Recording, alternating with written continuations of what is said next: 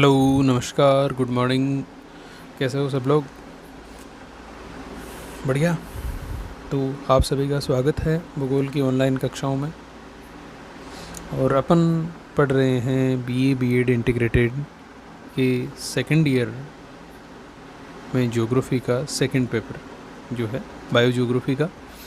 और bio geography में कल पिछली कक्षा में अपन ने बात की थी जैवमंडल या जैव भूगोल के बारे में कि जैवमंडल क्या है और इसकी परिभाषाएं देखी थी। अब आज अपन इससे आगे बात करेंगे कि जैवमंडल का महत्व क्या है और इसका विषय क्षेत्र क्या है। वो आप लोग चलिए अपने टॉपिक की ओर। और उम्मीद है समझ में आई होगी बात, क्योंकि बहुत ही इजी है। हालांकि आपका पहले ही हो सकता है ये पढ़ा हुआ नहीं हो, नया हो आपके लिए, लेकिन जिस तरीके से पढ़ाया जाएगा उससे आपको ये लगेगा कि ये आपको पहले से आता होगा, आप जिसके मामले में बहुत कुछ जानते हो, तो इसमें आपको दिक्कत नहीं होगी। तो हेडिंग लगाइए आज आप, जैवमंडल का महत्व की अपन बात करते हैं। आप पहले हेडिंग लगा लीजिए।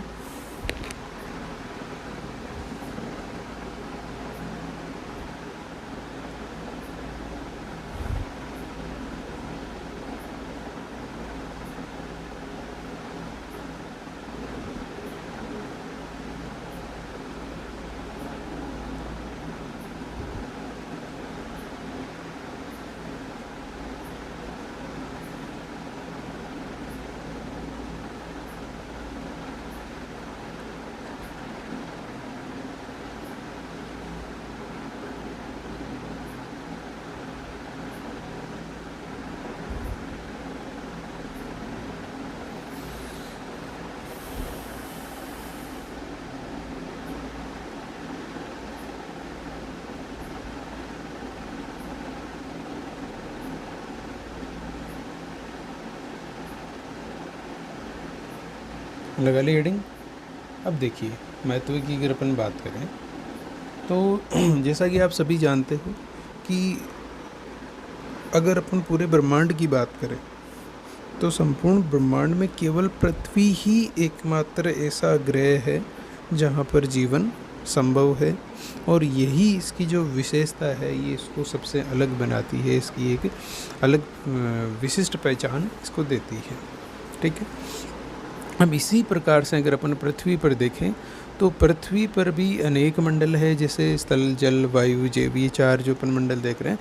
तो इनमें केवल और केवल जैव मंडल ही एक ऐसा जोन है, एक ऐसा क्षेत्र है जहाँ पर जीवन संभव है या जहाँ पर जीव विकसित हुए हैं। और इसमें जो जीव पाए जाते हैं वो एक छोटे से छोटा कीट, जीवाणु, विषाणु से लेकर एक विशाल काय जो जीव है वो सारे इस पे पाए जाते हैं। और ये जो मंडल है, ये जैव मंडल संपूर्ण ब्रह्मांड में अगर देखा जाए तो एक विशिष्ट पहचान रखता है अपने इस जीवन देने की या जीवन की संभावना रखने के। और देखिए, इसकी और अगर अपन बात करें तो जैव मंडल को अगर अपन दूसरे सभी मंडलों से अगर कंपेयर करें तो केवल यही है जो जीवन की संभावनाएं रखता है। जीवन की उत्पत्ति यहीं संभव है, जीवन का वृद्धि संभव यहीं पर है, जीवन का विकास भी संभव यहीं पर है। और इसकी ये विशेषता है एक और भी है कि ये बाकी के जो मंडल है, स्थल, जल और वायु, उन सभी को ये जोड़ के भी रखता है। भाई अपन देखें तो कल एक अपन ने वो डायग्राम बनाया था जिसमें जैवमंडल की स्थिति कहाँ थी, जहाँ स्थल, जल और वायु तीनों जुड़ रहे थे। तो ये तीनों को जोड़ के रखने का काम भी करता है। जैसे कोई भी जीव है तो उसको स्थल पर वो लगभग रहता भी है, उसको वायुमंडल से गैसों की ज़रूरत भी पड़ती है और उसको जल की आवश्यकता भी पड़ती है। तो यहाँ ये जो जैवमंडल है ये किसी न किसी रूप में बाकी जो जितने भी मंडल हैं उन सभी को एक दूसरे से जोड़ के रखता है। ठीक है। अब जैवमंडल की अगर अपन बात करें तो इसमें जीवों के जो दो रूप हैं, कौन कौन से हैं? दो रूप, एक तो वनस्पति और दूसरा जीव जंतु। तो इस जैव मंडल में इन दोनों को सम्मिलित किया गया है। और ये इकलौता मंडल है ऐसा जहाँ पर ये सारा का सारा जीवन संभव है। तो अगर इसके महत्व को पर अपन देखें तो इतनी बात अपन ने जो अभी की, इससे ये समझ में आ जाता है इसका इतना ज़्यादा महत्व है कि जो संभावनाएं दूसरे किसी भी क्षेत्र में किसी भी स्थान पर संभव नहीं है, वो सारी संभावनाएं यहीं पर है। तो इसका महत्व अपने आप में अद्वितीय है, ऐसा कुछ दूसरा कहीं पर भी नहीं है। इसके महत्व को अपन शब्दों में इस तरह से व्यक्त नहीं कर सकते। क्यों? क्योंकि महत्व अगर इसका नॉर्मली देखें तो इसकी अपन 1, 2 या 3 बात बताएं कि इसका ये महत्व है वो है, लेकिन इसका तो महत्व इतना है कि ये है तो ही जीवन संभव है, अगर ये मंडल नहीं है तो जीवन ही नहीं है। और ये अपने आप में पूरी इस ब्रह्मांड में एक अपनी विशेषता रखता है, इसके जैसा दूसरा कुछ भी नहीं है। तो ये चीज़ अब आप नोट कर लीजिए, फिर अपन आगे बात करते हैं। लिखिए, जैव मंडल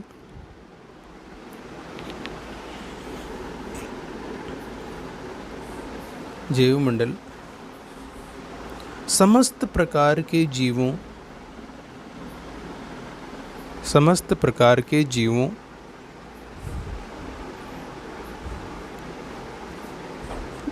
के विकसित होने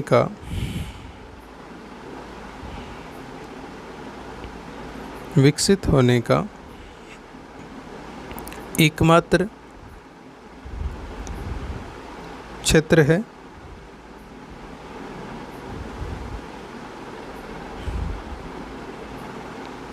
जहाँ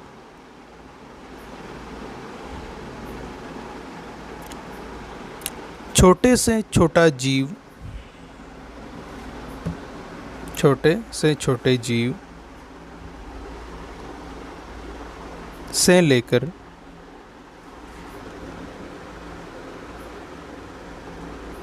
बड़े से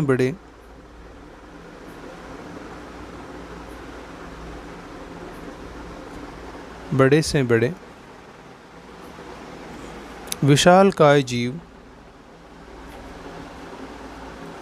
विकसित होते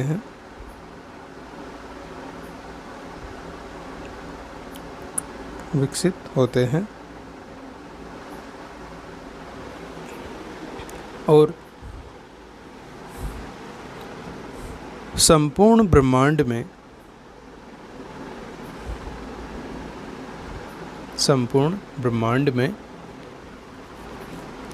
इस मंडल की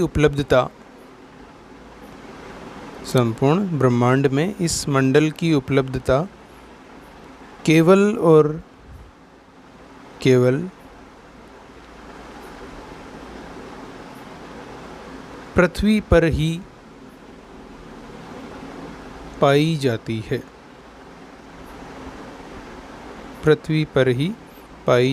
है।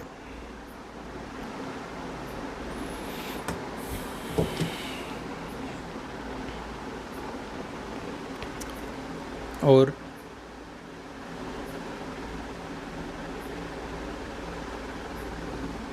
यही विशिष्टता पृथ्वी को भी अन्य सभी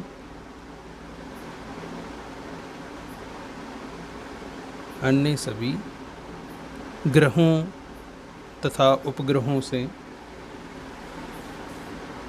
अलग बनाती है।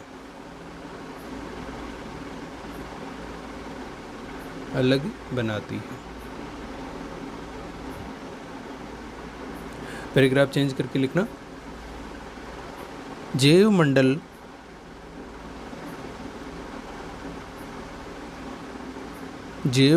ही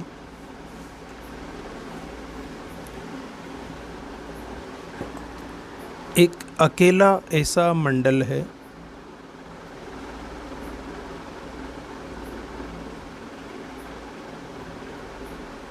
जहाँ पर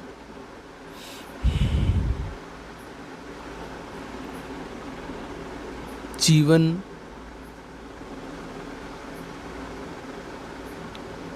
की उत्पत्ति विकास,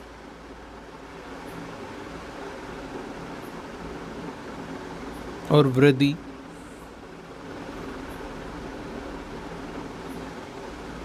आदि की संभावनाएं हैं।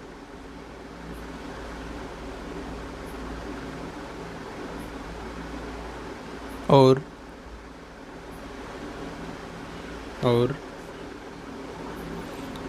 यह मंडल ही अन्य सभी मंडलों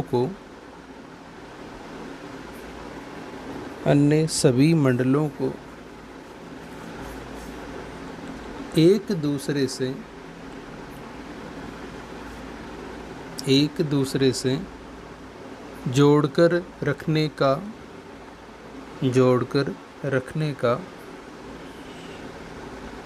कार्य करता है।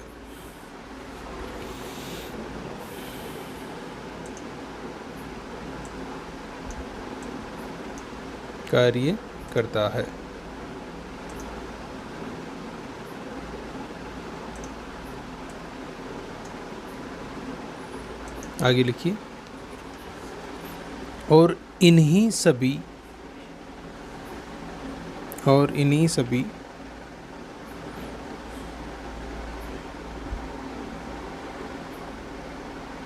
विशिष्टताओं के कारण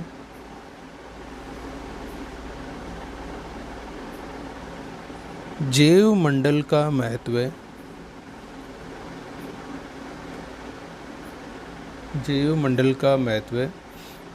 अन्य सभी मंडलों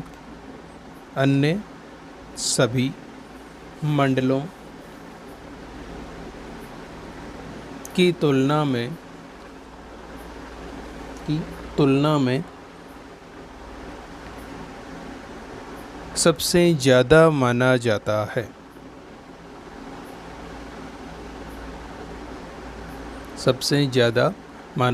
है।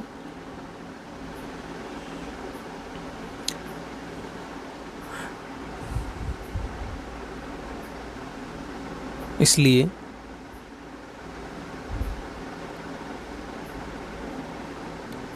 कहा जा सकता है कि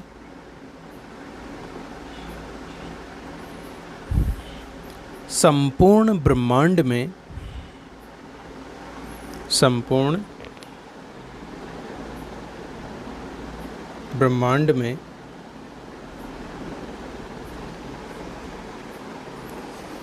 जीवन की संभावनाओं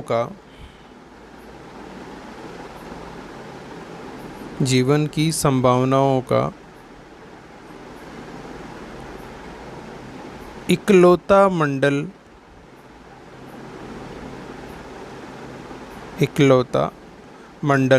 होने के कारण इसका महत्व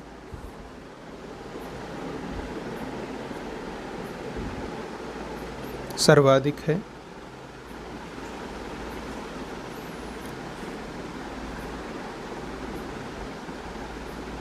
जैव मंडल के अंतर्गत पाए जाने वाले जीवन को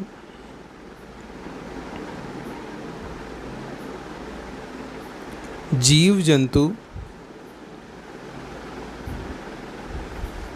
और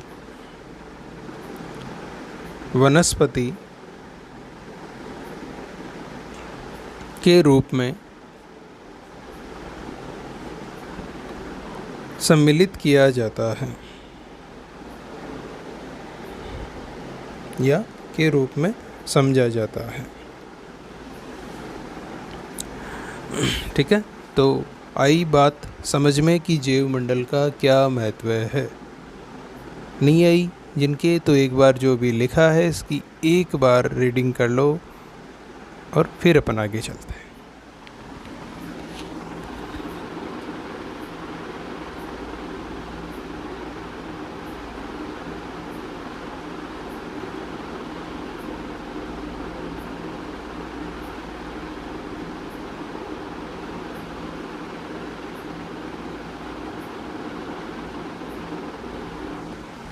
हो गई रीडिंग?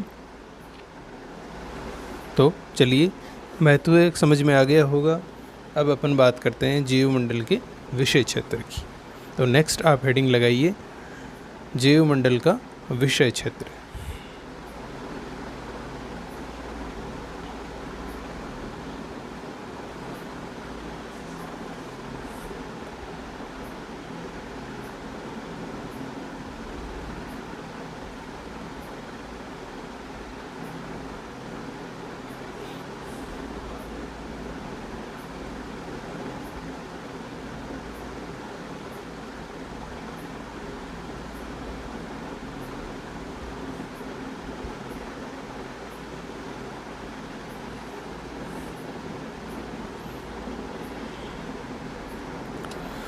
तो अब बात करते हैं अपन विषय क्षेत्र की। तो देखिए, जीवमंडल के अगर विषय क्षेत्र की अपन बात करें तो अपन ने जब इसका महत्व भी देखा तो अपन को ये पता चला कि ये अपने आप में क्या है, विशिष्ट है। ऐसा दूसरा कोई भी क्षेत्र कहीं पर भी किसी भी ग्रह पर नहीं है। अगर ऐसी बात है तो इसके विषय क्षेत्र को अगर अपन देखते हैं तो विषय क्षेत्र जाहिर सी बात है अपने आप में क्या होगा, विशिष्ट ही होगा। भाई जो चीज़ें बहुत कम होती है या एक ही होती है तो वो अपने आप में क्या है, अद्वितीय है, उसके जैसा और कुछ भी नहीं है। तो उसका विषय क्षेत्र भी क्या है, एक अलग ही होगा। वही बात यहाँ है, जीवमंडल का विषय क्षेत्र है जो अपने आप में एक अलग ही स्वरूप रखता है। क्यों? क्योंकि इसके विषय क्षेत्र के अंतर्गत जीव और जीवों से संबंधित जितने भी तत्व हैं उन सभी का इसमें क्या है, समावेश है। उन सभी को इसके विषय क्षेत्र में सम्मिलित किया गया है। उन सभी तत्वों का अपन इसमें अध्ययन करते हैं। तो इसके जो विषय क्षेत्र है उसको अपन कुछ बिंदुओं के रूप में पढ़ेंगे। तो उससे पहले आप एक लाइन लिख लीजिए, फिर अपन एक एक बिंदु की बात करेंगे और उसको समझते चलेंगे। पहले आप केवल जीवमंडल का विषय क्षेत्र हेडिंग लगाइए और उसमें एक लाइन लिख लीजिए। लाइन ऐसे लिखिए, लिखिए, जीवमंडल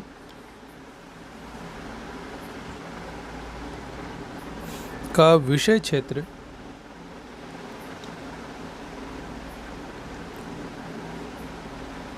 अपने आप में ही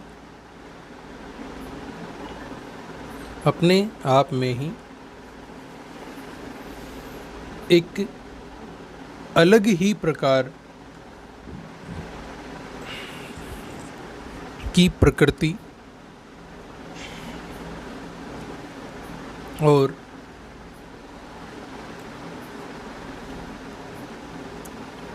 स्वरूप रखता है।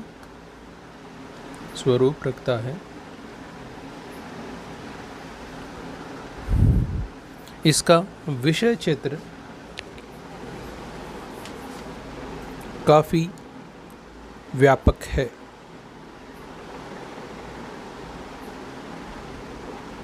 उसका विषय क्षेत्र काफ़ी व्यापक है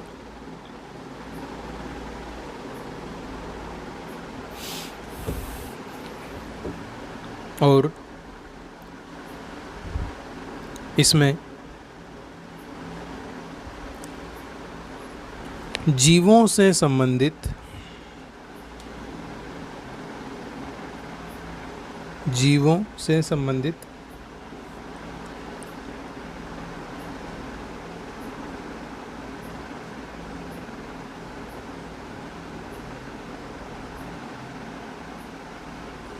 समस्त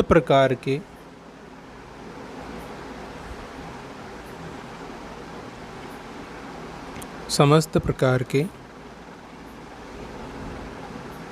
तत्वों का अध्ययन किया जाता है। तत्वों का अध्ययन किया जाता है।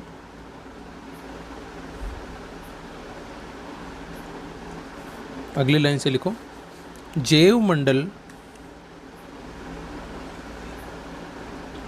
के विषय क्षेत्र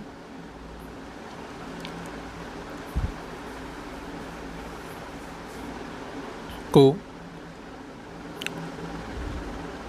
निम्नलिखित बिंदुओं के आधार पर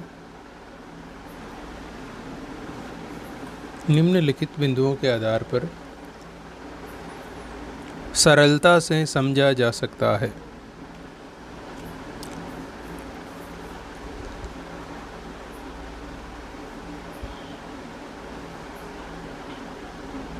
ये बिंदु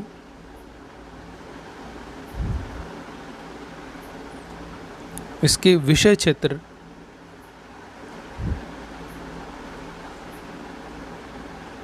के ही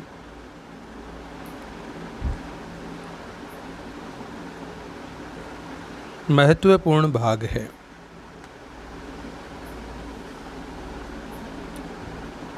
ठीक है,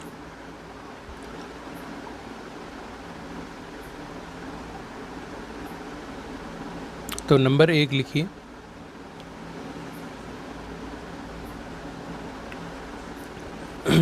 विषय क्षेत्र का पहला बिंदु लिखिए आप, जैव मंडल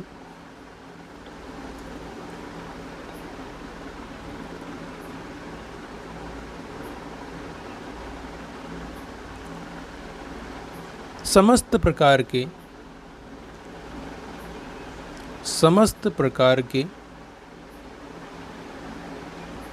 जैविक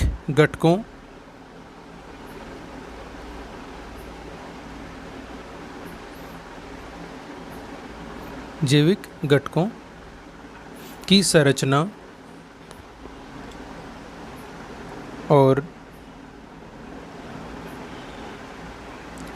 जीवन प्रक्रिया और उनकी जीवन प्रक्रिया का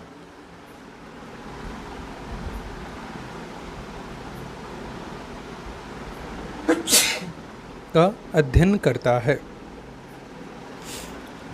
अब देखिए, पृथ्वी तल पर अगर ये अपन देखें पारिस्थितिकी में, तो 2 घटक है, आप जानते हो, और कौन कौन से हैं? एक तो जैविक घटक और दूसरा अजैविक घटक।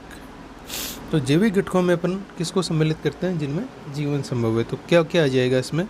समस्त प्रकार के जीव, जंतु, पादप या वनस्पति। ठीक है, और जीवों में ही क्या आ जाएगा? मानव। तो वे सारे के सारे चीज़ें, वे सभी तत्व जिसमें जीवन संभव हो, सभी इसमें आ गए। तो जैव मंडल क्या करता है, जैव भूगोल क्या करता है, इसके द्वारा अपन को जितने भी ये जैविक तत्व है, जितने भी जीवन के जो रूप है, इनकी संरचना क्या है। भाई, इनका एक स्ट्रक्चर होता है कि जीवों का स्ट्रक्चर है, उनकी आकार क्या होगा, उनके वंश किस प्रकार का रहेगा, उनमें वृद्धि काल क्या रहेगा, उनका मृत्यु काल क्या रहेगा, उनकी क्रिया विधि क्या रहेगी। तो इस सारी की जानकारी अपन को इससे मिलती है। इसके अलावा उनकी जीवन प्रक्रिया कितने चरणों से गुजरेगी, उनका जीवन काल जो समयावधि है वो कैसी रहेगी, ये सारी की सारी मतलब कुल मिला के बात करेंगे। एक जीव कब विकसित होगा, क्या उसकी क्रियाएं होगी, क्या क्या चीज़ें उसको प्रभावित करेगी, एक जीव का दूसरे जीव से किस प्रकार का संबंध रहेगा, और उसका समापन या उसका वापस जो नष्ट होने की क्रिया है वो कैसी रहेगी। ये सारी की सारी जो क्रिया विधि या जो ये प्रोसेस है, इसका अध्ययन किस में होता है? जैव मंडल में। ठीक है, ठीक है। फिर लिखिए आप दूसरा पॉइंट,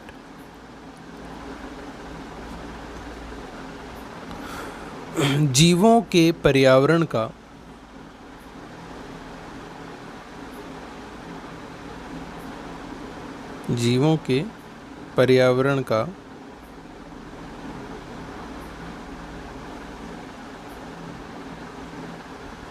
उनके आवास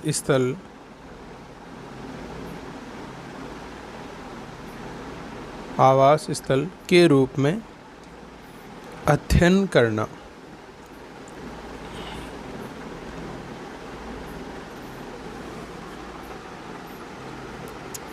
क्या समझे? पर्यावरण क्या होता है? चारों ओर का आवरण। तो जीव का पर्यावरण क्या होगा? जो जीव जिस क्षेत्र में रह रहा है उसकी चारों ओर का आवरण, मतलब जो भी जैविक और अजैविक तत्व है वो उसका पर्यावरण हो गए, जिनसे वो घिरा हुआ है। तो उन सभी जैविक और अजैविक तत्वों का जहाँ वो जीव निवास कर रहा है, उसका अध्ययन करना, और किस आधार पर, उस जीव के आवास स्थल के रूप में, मतलब उस स्थान, कोई स्थान है और उसमें वो जीव निवास कर रहा है, तो उस स्थान को डिटेल से समझना है, लेकिन आधार क्या रहेगा, उस वो जीव रहेगा। मतलब ये जीव, कोई मान लो जीव है और वो किसी स्थान पे रह रहा है, जैसे ये ए कोई जीव है और ये इस ए डेस, अपन इसको ये नाम दे देते हैं, इस स्थान पर ये निवास कर रहा है। तो इस जीव तो ए है, लेकिन रह कहाँ रहा है, इस ए डेस पूरे स्थान में। अब जैव मंडल में क्या होगा, अध्ययन किसका होगा, इस पूरे ए डेस क्षेत्र का अध्ययन होगा, लेकिन आधार किसको, ए को माना जाएगा कि कौन सी चीज़ें इसको प्रभावित कर रही है, कौन सी चीज़ें इसके लिए फ़ायदेमंद है, यहाँ की क्या इसका प्रभाव है वो एक के जीवन पर पड़ रहा है, और एक ही क्रियाओं का प्रभाव है वो इस क्षेत्र पर क्या पड़ रहा है। तो ये सारा का सारा जो यहाँ का इस क्षेत्र है, इसका अध्ययन किया जाएगा इस जीव को आधार मान करके, उस पर इसका क्या प्रभाव रह रहा है। ठीक है, आई बात समझ में। नेक्स्ट लिखिए, जीवों में वृद्धि, जीवों में वृद्धि तथा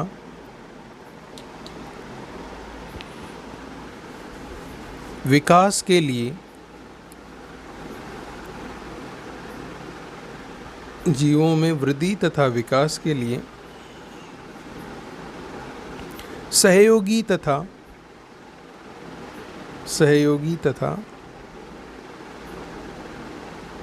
विपरीत दशाओं का अध्ययन, विपरीत दशाओं का अध्ययन।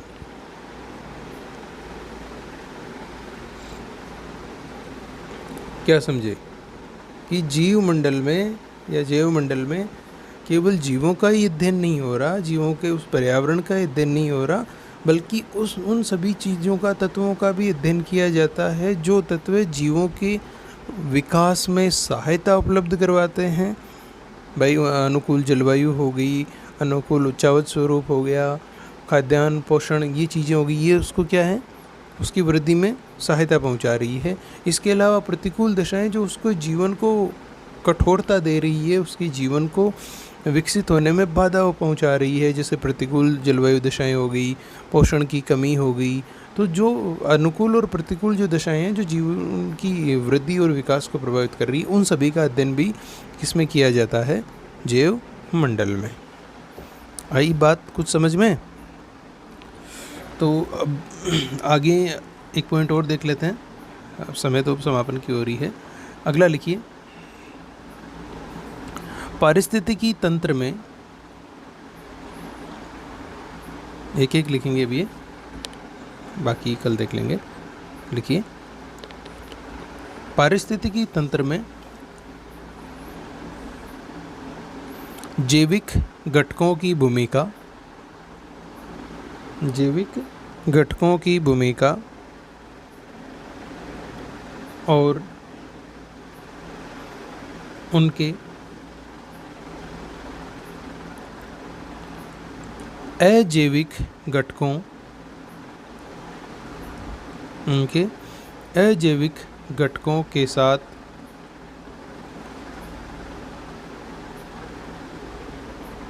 पाए जाने वाले संबंधों का अध्ययन, संबंधों का अध्ययन करना भी इसके विषय क्षेत्र का ही अंग माना जाता है, अंग माना जाता है। क्या समझे